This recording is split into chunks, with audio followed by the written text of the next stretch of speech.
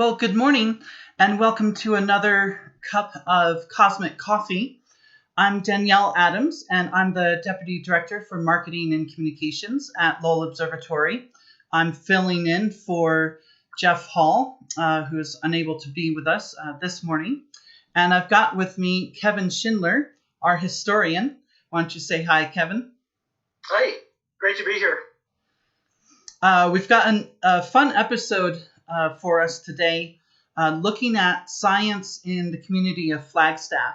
We're going to go back in time a little bit and also look at modern day science here throughout the community of Flagstaff. Before we get to that, as always, we like to highlight one of our local coffee companies here in town. And this morning, I'm drinking coffee from Stronghold Coffee Company.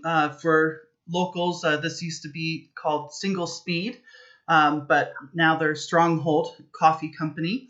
And they're located, of course, just on Phoenix Avenue, just south of the tracks here in Flagstaff.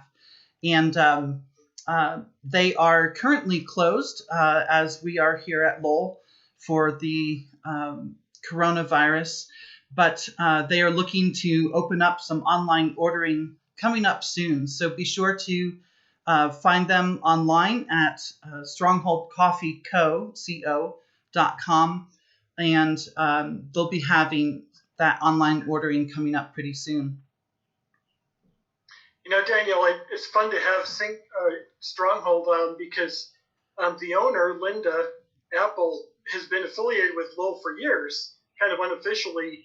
When we did our first summer camp, gosh, it must have been 8 years ago or so, we had a nurse on site just to be safe. And that nurse was Linda Apple, who has a medical background.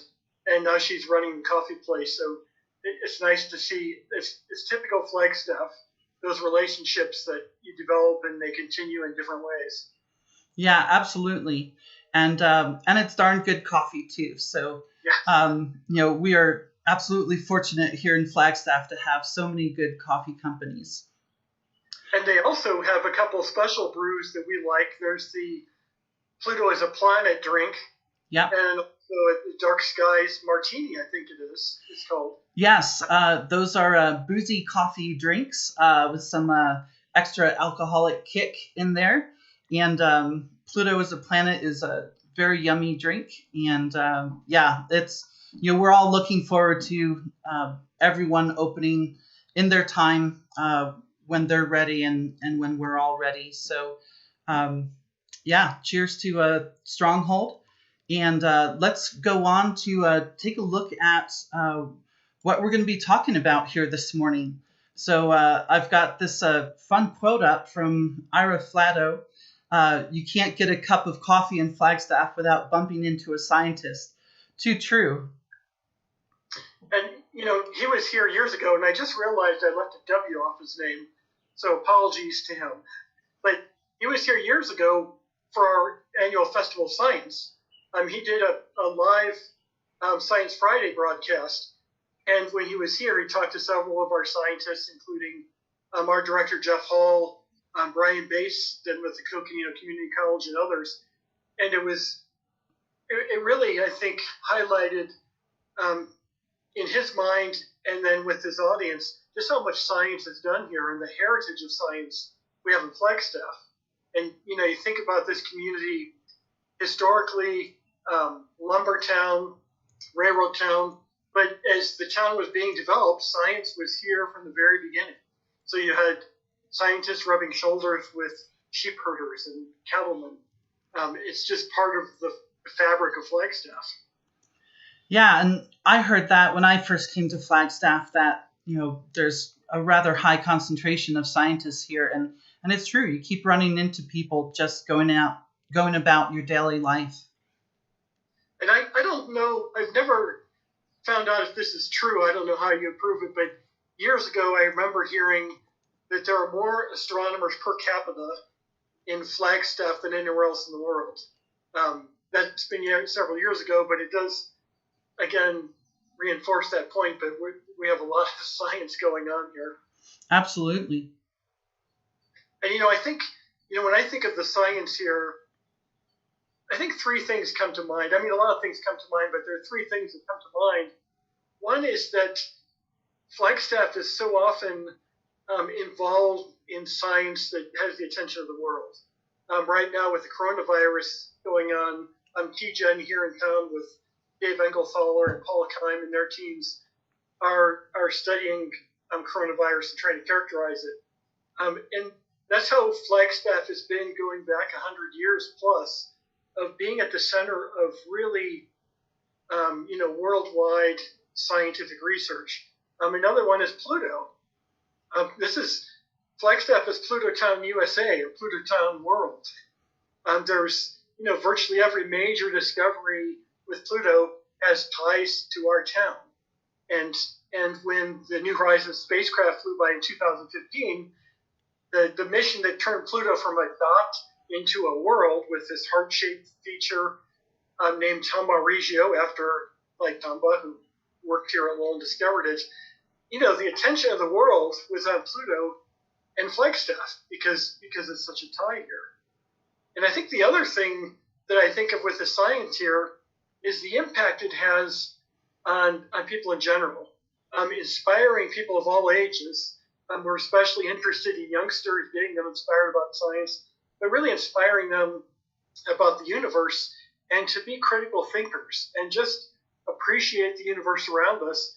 And hopefully some of them will go in to study science or to be educators about science. And so I think that's something that makes Flagstaff unique. We have the natural resources here. We have people that want to study these things living here.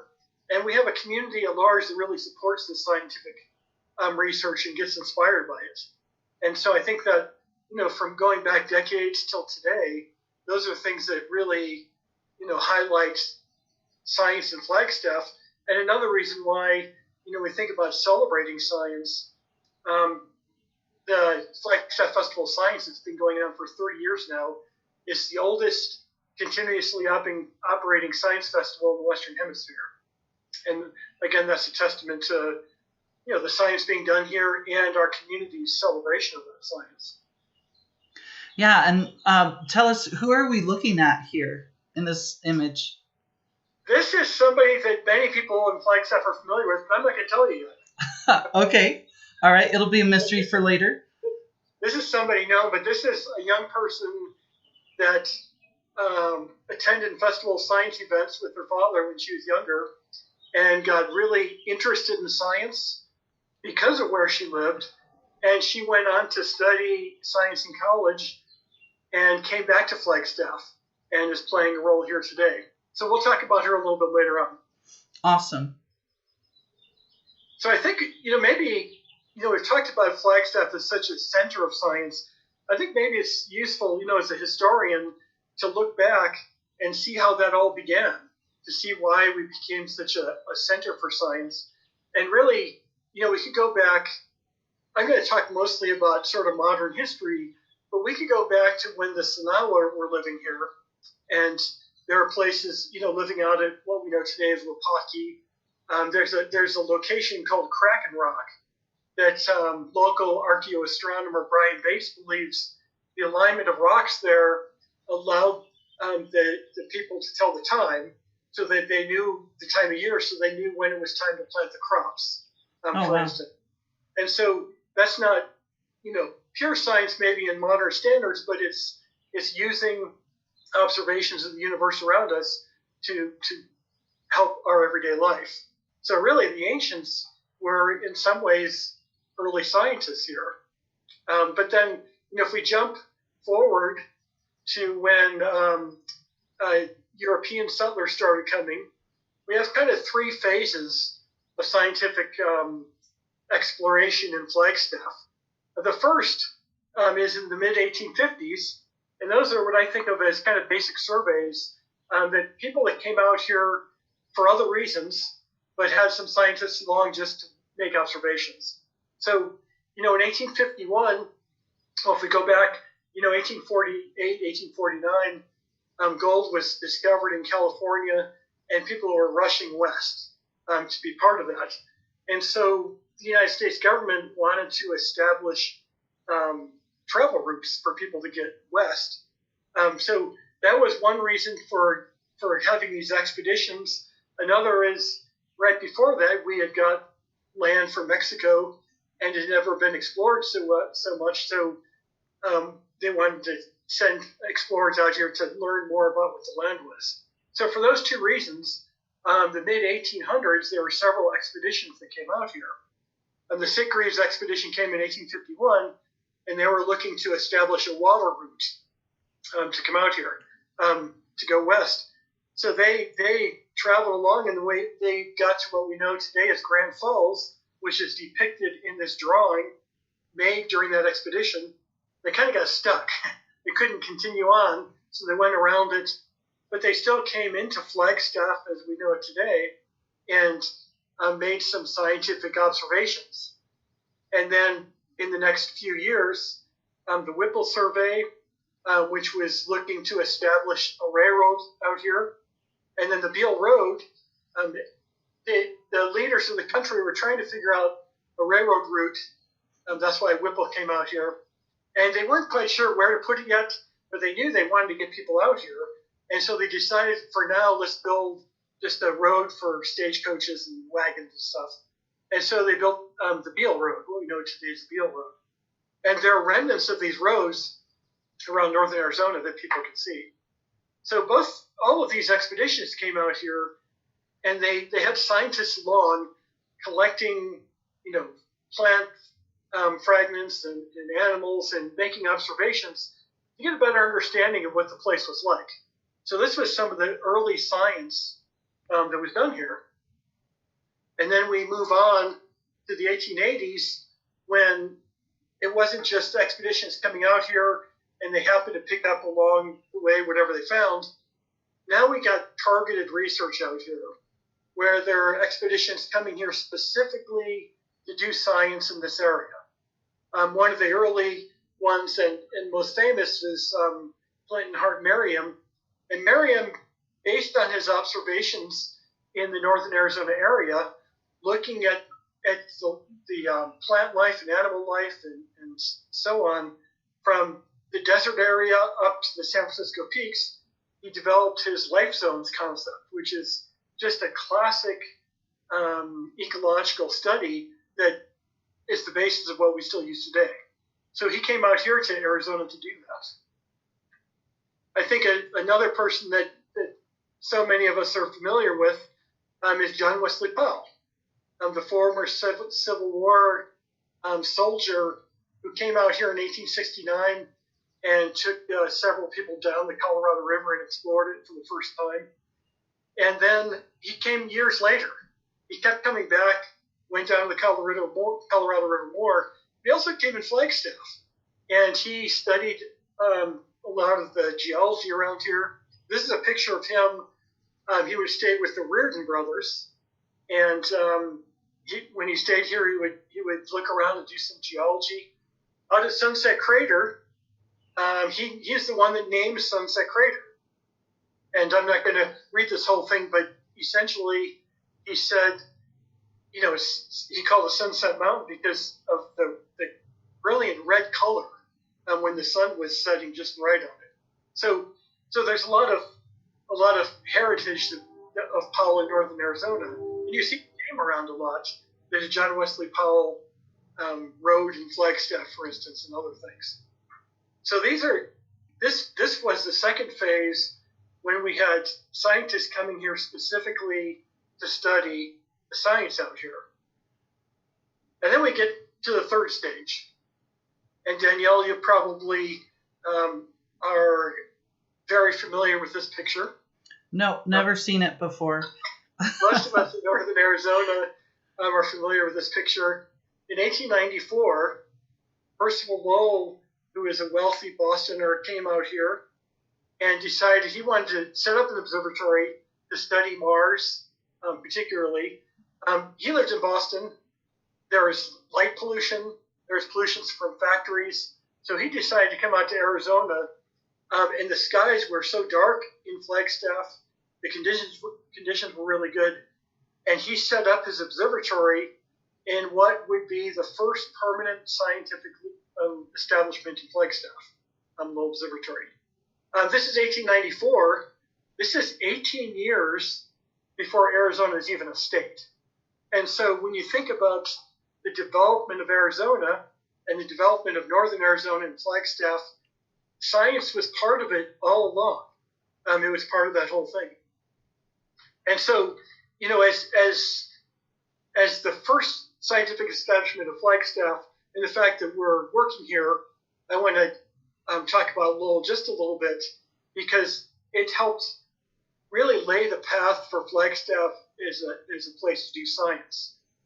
We know a lot of things about Lowell, discoveries that were made here, but perhaps the most important was that done by V.M. Slifer in 1912, and that was the first evidence of the expanding universe that he observed. If you're driving around northern Arizona, if you're driving around Flagstaff, you see a big white dome on the top of the hill. Looks like a big birthday cake. That's where V.M. Slifer did that very observing. That's the same place where Percival Lowell made his controversial observations about Mars. It's the same place where, once we reopen after coronavirus, visitors can look through that very telescope that Slifer and Percival Lowell and others used.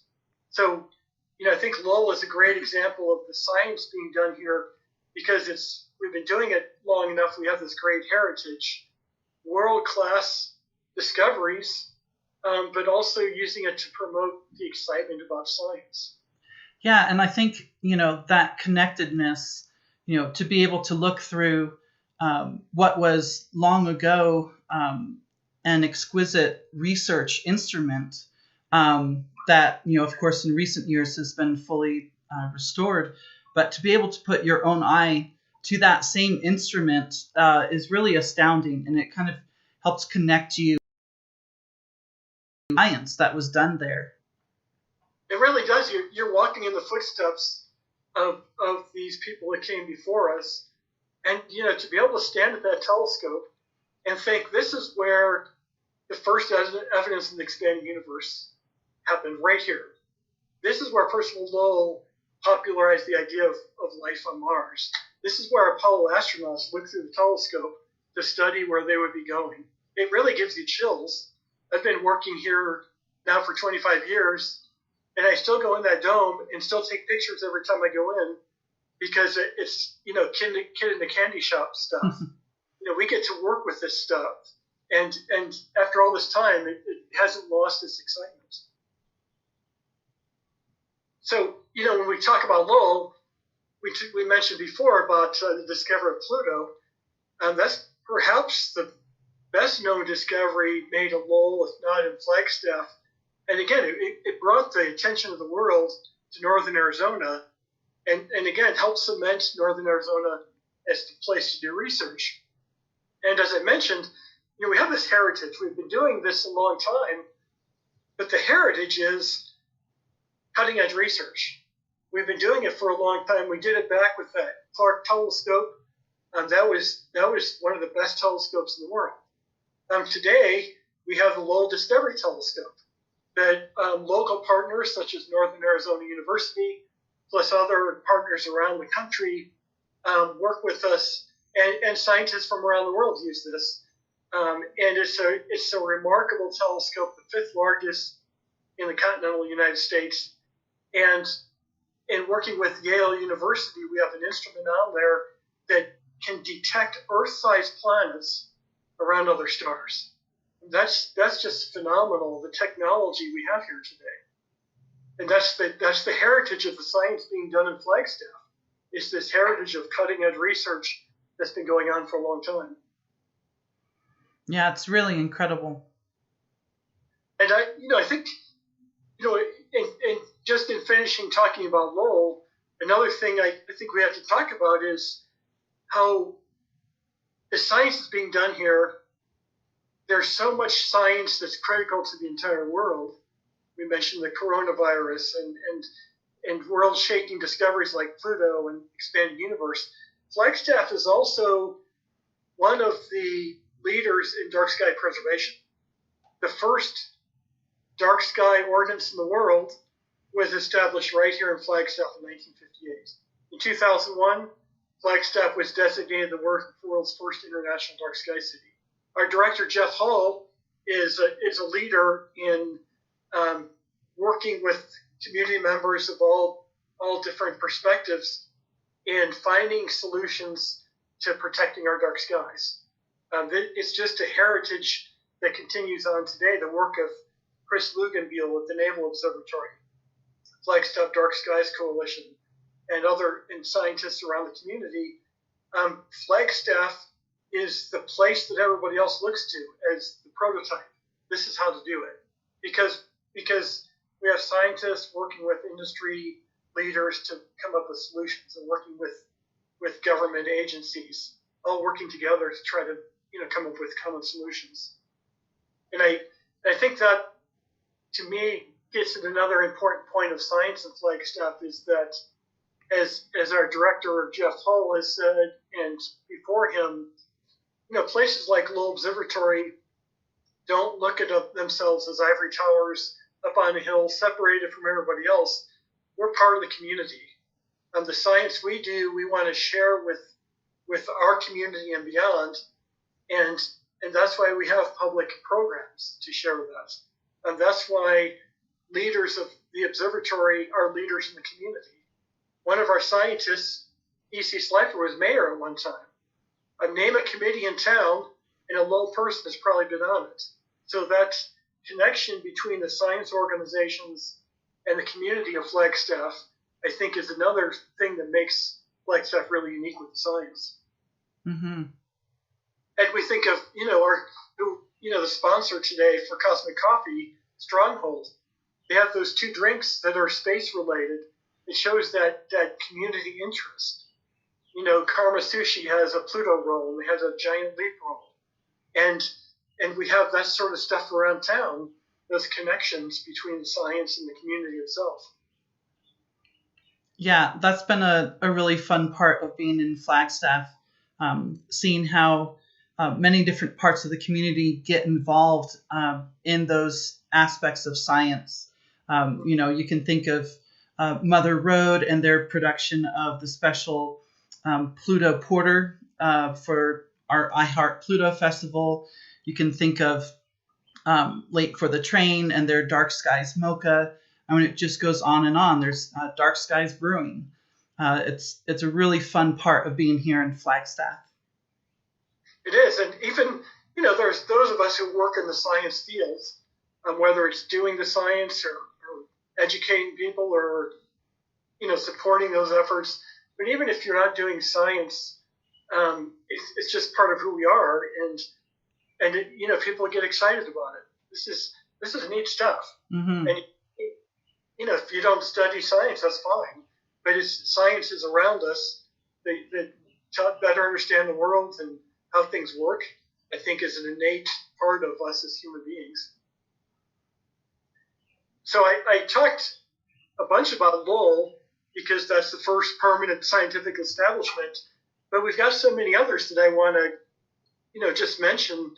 In the early 1900s, a mining engineer named Daniel Moreau Beringer saw this big hole in the ground outside of Flagstaff, we know today as Meteor Crater, and he started studying it and searching for minerals there, the remains of the meteorite. And while they didn't understand back then the dynamics of how impacts happen, and that most of the impact was vaporized, so they were looking sort of for a phantom, what came out of that is so much scientific research that continues on today. Scientists still go to Meteor Crater to study the geology, the plant life and animal life and so on out there. So it's an important place not only to understand how the universe works, that these impacts happen, but also learning how life adapts to it. If you're driving around Flagstaff today, gosh, it's at the corner of, I think, Park and Aspen. This house is still there. It was the first weather station in Flagstaff. And it's also where William or Henry Fountain Ashurst lived. Ashurst was one of our first senators and his wife was in charge of that weather station when it first opened. And so studying the weather here in Flagstaff goes back a long ways. The station is now in Belmont, but it was here for years. It was out of the airport, and now we have that station in Belmont. So a great place for doing weather studies. And we think that, we're in the middle of the largest ponderosa pine forest in the world. And so at the back of the last century, the Forest Service set up their first forest station anywhere right here in Flagstaff. And that continues today as the Fort Valley Experimental Forest Station. And talk about forest research. This station, NAU has research going on, continuing today. It's just legacy stuff that's been going on for a long time. So we're looking at the rocks, we're looking at the trees. In 1928, the community got together and said, we want a museum that studies, other aspects of the Colorado Plateau. And the Museum in Northern Arizona was founded with Harold and Mary Colton as running that for years. And the museum is just a treasure that continues today. We're coming up, and we just passed their 90th anniversary. And so they, again, a place that does this research on dinosaurs and the ancient peoples and dendrochronology in years past, and a lot of other aspects, but also has that educational component to not just do the science, but to share the science with people. As Percival Lowell said back in the day, essentially, what's the point of doing science unless to share it and make it useful for all humans? And places like the museum certainly do that. Yeah, and that's a great place, to get a good perspective of the breadth of science that's been done here. And, when you go to the Museum of Northern Arizona, you're seeing not just scientific history with dinosaurs and whatnot, but also cultural history. And so it's a really nice blend of all of that, and even going into much more recent history, looking at modern art, for example. Right, and right now the museum has the exhibit tying in Star Wars, Native people, and it's just a spectacular exhibit. And so, these things aren't just looking at the past; they're looking at today and how they impact our lives. Just like places like Lowell that are, learning astronomy and how it ties into everyday lives. I think that's really a neat aspect of it all. Mm-hmm. I want to show this fellow because he was director of the museum for years, Ned Danson. And, it's kind of fun to mention him because his son spent several years growing up here. His son, of course, is the actor Ted Danson, who spent years going to school here. And the museum periodically has Ted Danson and sometimes his wife, Mary Steenbergen, coming back for special events. And if anybody gets a chance to see these, they're really a lot of fun because Ted Danson tells these stories about growing up in Flagstaff. His dad is this eminent scientist, and every night, he said, they have scientists from around the world or VIPs at dinner. And Ted Danson is great. He told about some of the things he did just being, as he said, a dumb kid. And so, it's a cultural tie, but something else that I think, besides the regular programs that go on here, places like the museum and Lowell and USGS and others have these other events that are kind of not quite the regular educational experience, but another way of interesting people in science. Yeah. Last year we've done the I Heart Pluto Festival, which celebrates the discovery and further learning about Pluto, but also is just a cultural party celebrating our heritage. That's what, like Ted Danson coming, is those kind of things that go beyond just the science. It's part of that, just the human side of being here in Flagstaff. Yeah, and didn't Ted Danson lend his voice to some elements of the Walk the Talk program? Right, yes. And the city of Flagstaff, Discover Flagstaff, and others with the city developed this walk this. Gosh, I never walk the talk. Walk the talk, yeah. And so you can walk around different aspects around downtown Flagstaff, and using your phone, you can call up and learn about those different sites. And yeah, Ted Danson did the introduction for that. And so again, that connection between private organizations and government agencies and educational places like this one, Northern Arizona University. It wasn't called it back then, but this is back in 1952. Art Adele, who was an astronomer who had worked here at Lowell, he established the Atmospheric Research Observatory, and this building is still on site. Astronomy is a really big program at NAU. They have a PhD program. Nadine Barlow is in charge of that. World-class research. Again, we think about science news that's worldwide. One of the scientists there, Chad Trujillo, is involved in looking for Planet X, the supposed other planet in our solar system. Whether or not that exists or not, we don't know, but it harkens back to Percival Lowell, looking for a theoretical ninth planet that led to Clyde Tombaugh's discovery of Pluto. And so, it's that thing with history about repeating over time. It does repeat in some ways. And also, the research that's being done is just really state-of-the-art stuff. Mm-hmm.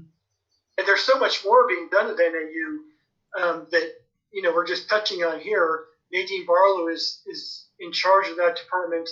She's got strong ties with NASA, NASA Space Grant Program.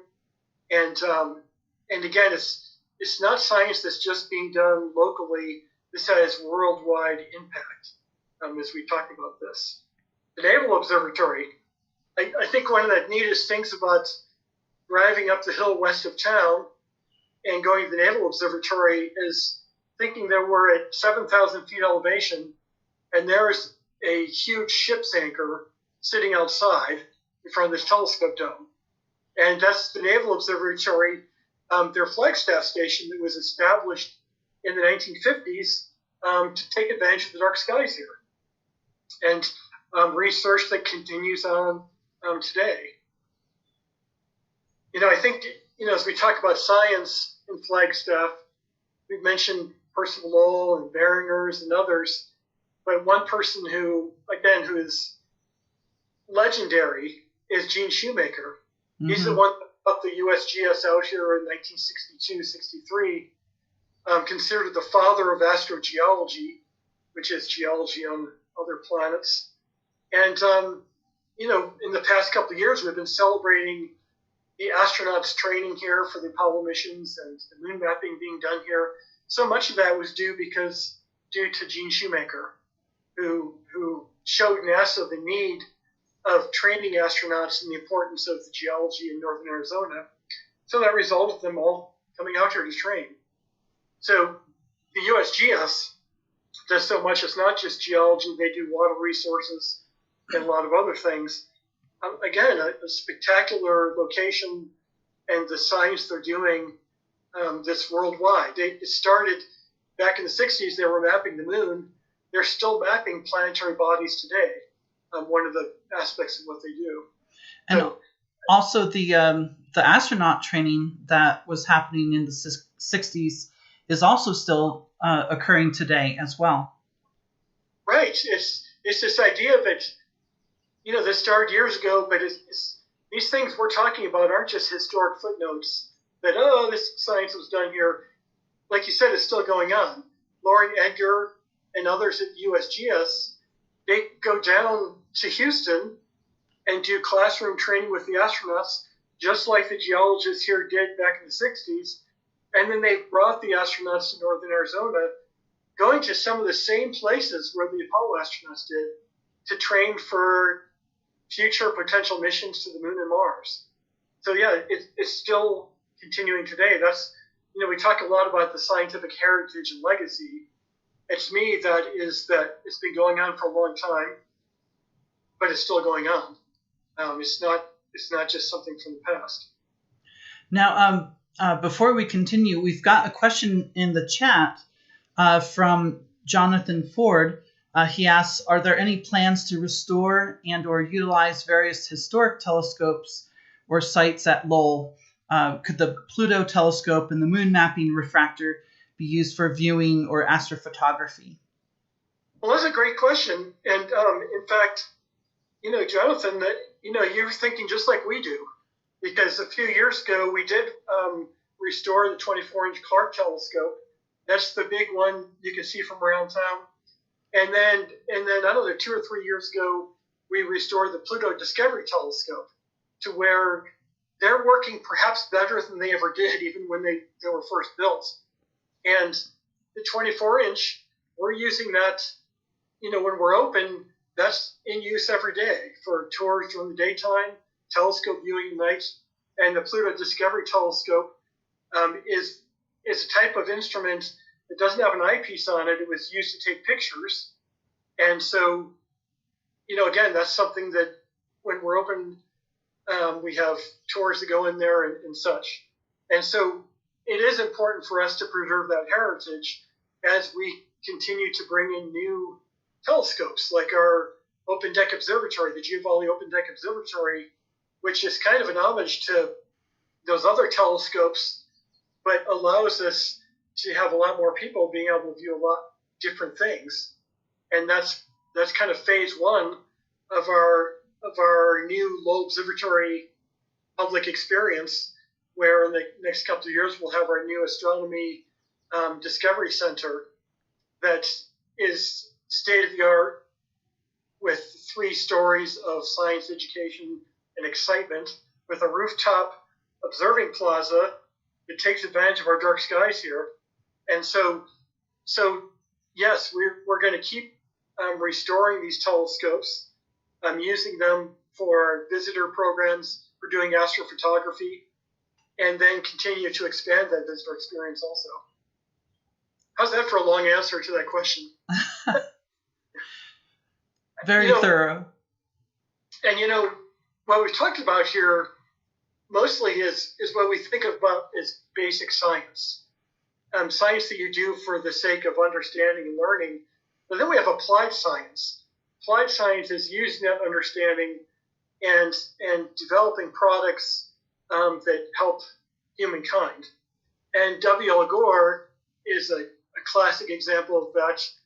Gore came here in the late 60s, and if you talk to people around the country or friends and mention Gore, the first thing when they say I'm not sure, the first thing you'll say is Gore-Tex, the clothing, and then they say, oh, that place.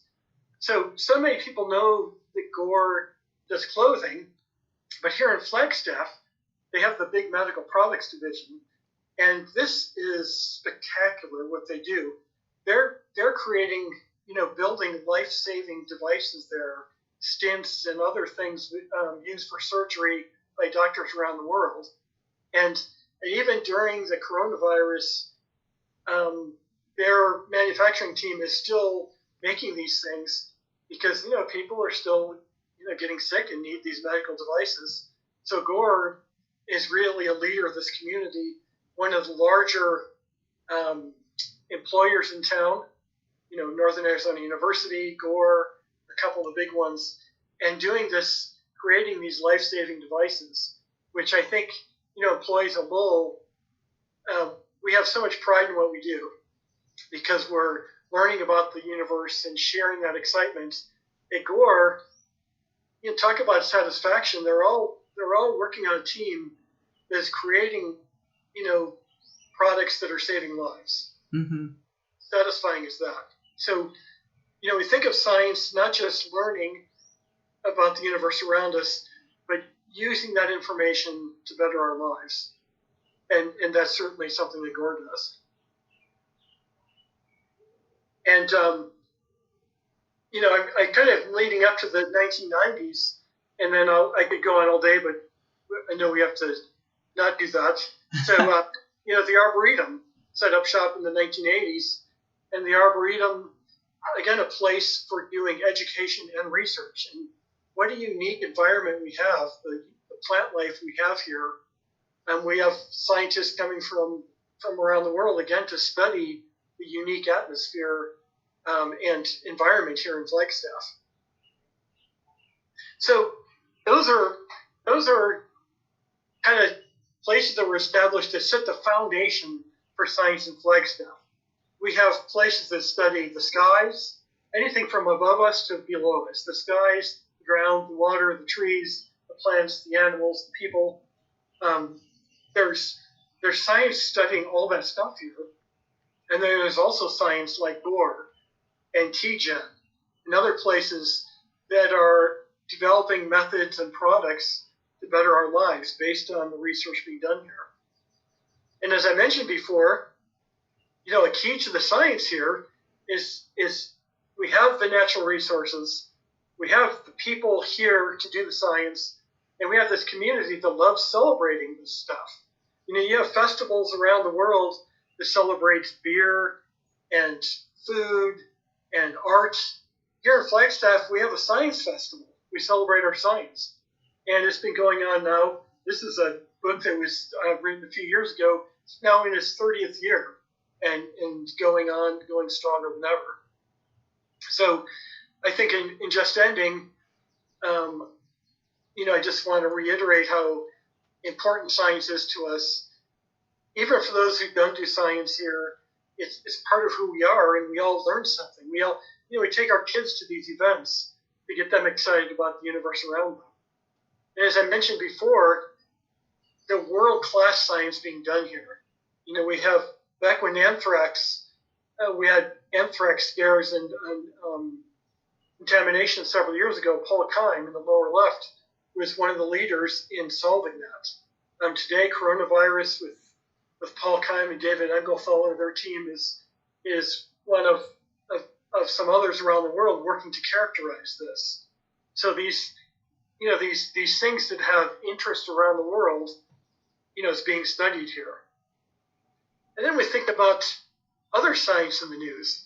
Coronavirus is something that we can look at as tragic, certainly negative, but then there's the celebration of science.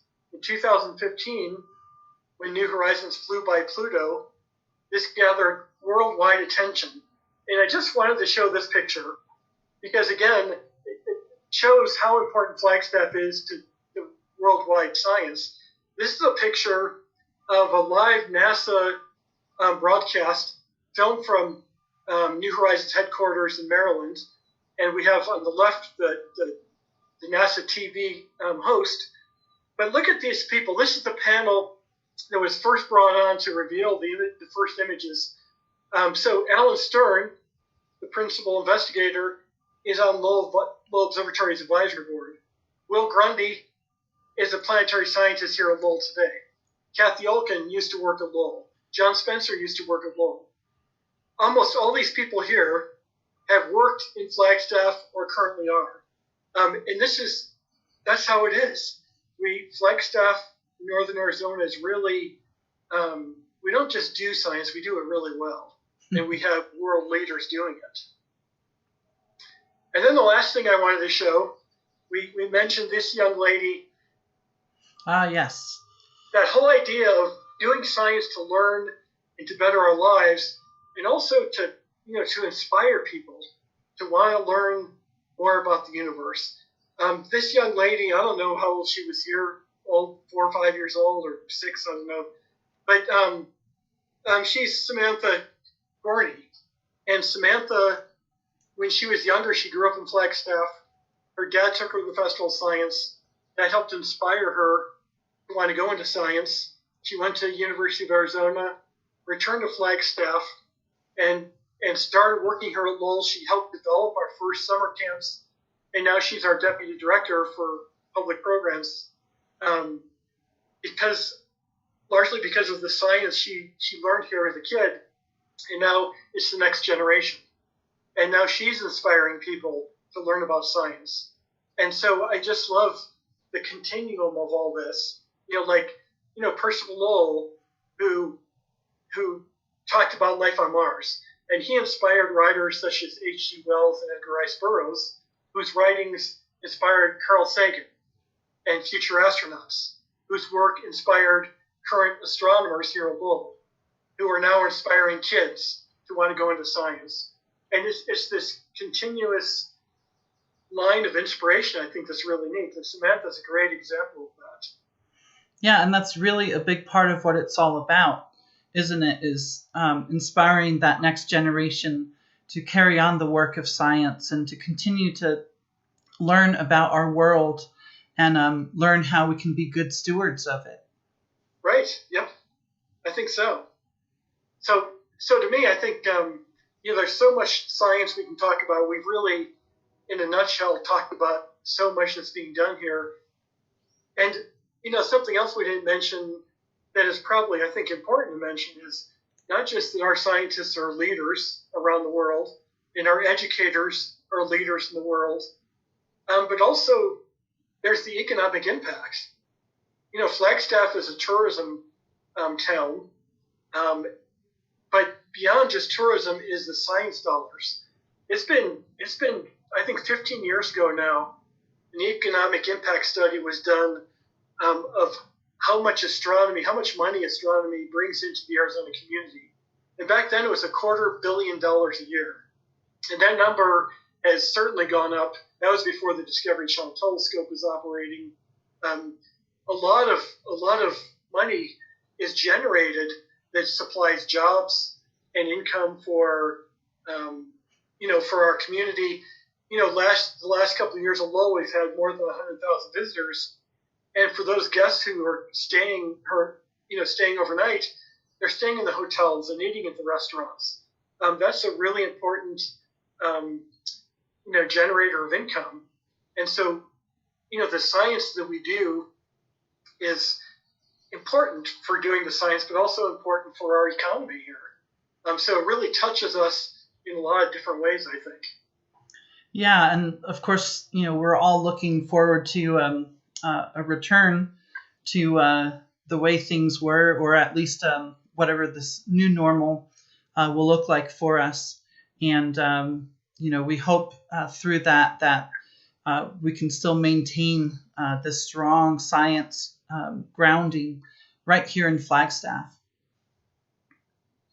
And there's a question that I saw about, Lowell Observatory's future, a little more detail about our new programs and our Astronomy Discovery Center. So maybe, Danielle, if you could speak on that for a little bit. Sure. I'll say a couple of words about that, and then we'll wrap up here as we're just past our 45-minute period.